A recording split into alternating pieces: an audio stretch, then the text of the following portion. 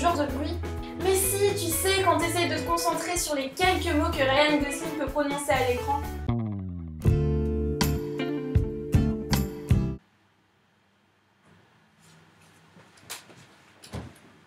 Petit flashback historique obligatoire. Je sais que vous aimez ça. Contrairement à ce que l'on pourrait penser, le maïs n'est pas venu tout seul avec ses petites jambes jusqu'aux États-Unis. À ce qu'il paraîtrait, on devrait ça à des baleiniers nord-américains venus au Chili et qui auraient trouvé différentes sortes de maïs à éclater. En 1885, le popcorn se répand très rapidement dans les rues et partout ailleurs, sauf au théâtre et encore moins au cinéma. D'après Andrew Smith, les cinémas ne voulaient rien avoir à faire avec le popcorn, car ils essayaient de copier les théâtres, que ce soit dans la moquette, le tapis ou encore les rideaux. Et bien sûr, personne ne voulait entendre ce bruit si désagréable du mâchouillement. C'est alors qu'entre en scène un dénommé Charles Clétors. Ce confiseur s'offre en 1891 une machine à griller les cacahuètes.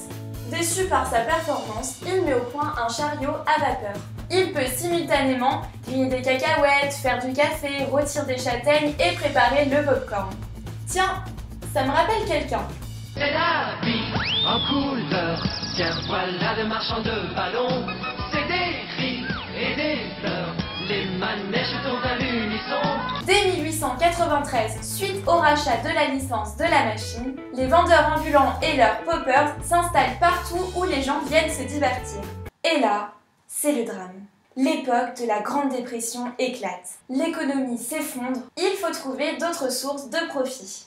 Très peu cher à l'achat, les grains de maïs s'imposent face aux autres confiseries au milieu des années 30. Les exploitants remarquent enfin leur existence.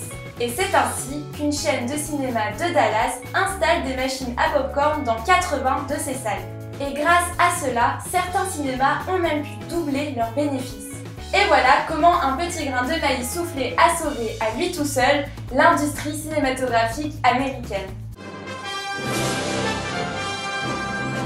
Voilà, c'était Marion de Quiz Me. Merci d'avoir regardé cette vidéo et à mercredi prochain. Si toi aussi tu veux être autant utile qu'un grain de maïs, abonne-toi à ma chaîne.